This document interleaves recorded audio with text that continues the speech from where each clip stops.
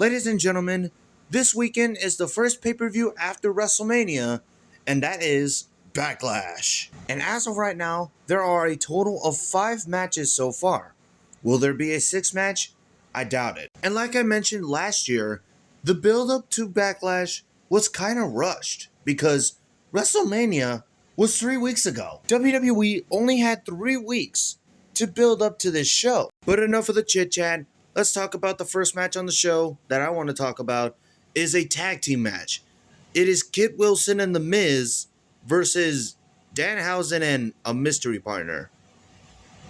How did this make it to the show? This match looks like it should belong on a random SmackDown, but it somehow made it here. So the story is that when Danhausen came in, Miz and Kit Wilson were not liking Danhausen. And you know how Miz believes that, there is no curse with Danhausen. So there was a time where Miz and Kit Wilson were facing, I believe it was R-Truth and Damian Priest for the tag team titles, and Danhausen came out. He wanted to be a part of the tag team match, but Miz was not having it. And then R-Truth tags in Danhausen, and Miz is just getting angry with this guy. So then, when Danhausen was about to curse The Miz, he pulls the referee in front of him so that Danhausen curses the referee. And once Miz was trying to go for a skull-crushing finale, the lights go out and Danhausen started running away. So when Miz and Kit Wilson were about to win the tag team titles, when the referees almost counted to 3, he felt like he had a cramp in his arm. And that led to Damian Priest and R-Truth retaining the tag team titles. Then the next week on SmackDown, Kit Wilson and Danhausen went one-on-one. Danhausen cursed Kit Wilson once again, which actually led to him winning. Then the next week, Miz and Maurice were having a wedding renewal, which obviously was ruined by Danhausen. And the following week, Danhausen invaded Miz's home. Obviously that was a vignette, but we did have Miz versus Danhausen, which obviously the same thing happened with Miz, that Danhausen cursed Kit Wilson and The Miz since both of these guys were on the top rope. Well, not really on the top rope, but you get it. Then we got Pyro going off, Danhausen rolls over The Miz, and he gets the win. So then the next week, Miz is offering Danhausen to be his mentor, which is what Danhausen wants. So then Miz's partner Kit Wilson comes out, saying that this is a bad idea, but this was a plan all along to finally get revenge on Danhausen. So Nick Aldis makes the match official. Miz and Kit Wilson versus Danhausen and a mystery partner, because Danhausen can't do it all by himself. Now I'm recording this on Wednesday, and SmackDown hasn't happened yet. Are they going to reveal who the partner is on SmackDown? Or are they going to reveal it at Backlash on who Danhausen's partner is going to be? Well, lots of people are saying that it could be John Cena coming out of retirement. I don't think so. I think John Cena needs to keep his word. If it's not John Cena, then I see that other people are saying that it could be CM Punk. Why CM Punk? Because he's friends with Danhausen. So, last Monday night on Raw, when they were previewing the card and they went to this match, Michael Cole kind of teased us a little bit about Danhausen's partner is something about money, like he loves money or something like that. Who could that be? CM Punk? Remember what he said. I'm not here to make friends, I'm here to make money. So at first, who do I think is Danhausen's partner? I think it has to be CM Punk, right? Because Punk has not been seen since the Raw after WrestleMania. Like, come on now. And I'm pretty sure Danhausen's team will get the victory, and we can finally move away from Danhausen and The Miz, because it's funny, but it's kind of quickly getting stale for me, honestly. So the next match I want to talk about is for the United States Championship. It is a WrestleMania rematch, as it is Trick Williams defending the United States Champion against Sami Zayn. Now this build-up, oh my god.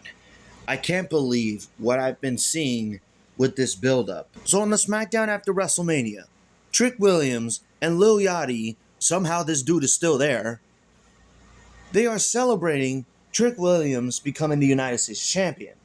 And then we got this stupid-ass gingerbread man attacking both of these guys, and it turned out to be Sami Zayn. Why do we have a gingerbread man involved in this? Because Trick Williams has been calling Sami Zayn a gingerbread man. Then the next week on SmackDown, Sami Zayn comes out and destroys the gingerbread man. I can't believe the words that are coming out of my mouth right now. They even sell this oh my god.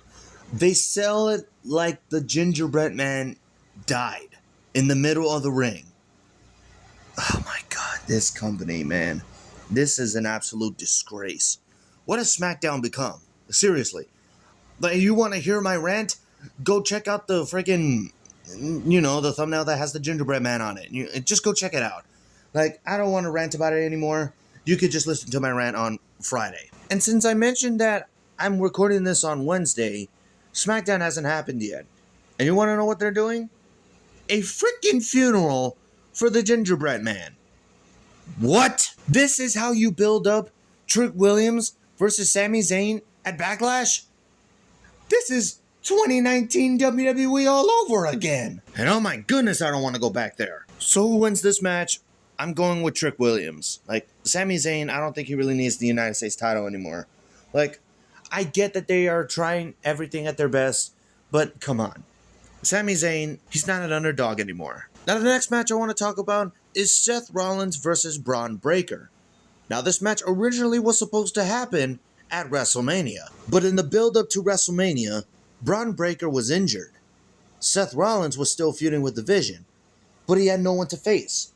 Logan Clown and Austin Theory were winning Tag Team Championship Gold, Bronson Reed was out, so who was Seth Rollins going to feud with at WrestleMania? He fought Gunther. And they had an incredible match, by the way, which was literally the only good match in night one. So then during that match, Braun Breaker made his return and screwed Seth Rollins out of WrestleMania. On the Raw after WrestleMania, Seth Rollins took out Braun Breaker with a steel chair. And Braun Breaker was busted open after that chair shot, but it didn't stop him from taking out Seth Rollins. The next week, they were in my hometown of Laredo and I was actually there. Seth Rollins and Braun Breaker went face to face. Seth tells Braun Breaker, "You're not even number 2 in your own family." And that's what pissed off Braun Breaker. Because the next week on Raw, Seth Rollins was starting the show. But then he didn't even get to speak because Braun Breaker was attacking him. Then we got Braun Breaker out there with the rest of the Vision of Austin Theory and Logan Clown. And then Seth Rollins starts attacking him again. But Breaker once again took out Seth Rollins. So who wins this match? I'm actually going with Braun Breaker here. Now I know, I get it, Seth Rollins is great at what he does, but I don't think he really needs the win here. I'm sure Seth Rollins is confident enough to put over Braun Breaker here. And maybe, just maybe, this could be the end of Seth Rollins feuding with The Vision. Will it? I don't know. Now the next match, I really wanted this match to happen at WrestleMania, but WWE just didn't do it. It is Io Sky versus Asuka. Now there is a huge problem heading into this match. As everybody knows, well, if you guys don't know, Kairi Sane was a big part of this story. But unfortunately, a couple of weeks ago, WWE made the call to release her. This started the trend of "We Want Kairi." And there were chants of "We Want Kairi." I was even there for it. So apparently WWE toned down the "We Want Kairi" chants when Monday Night Raw was happening.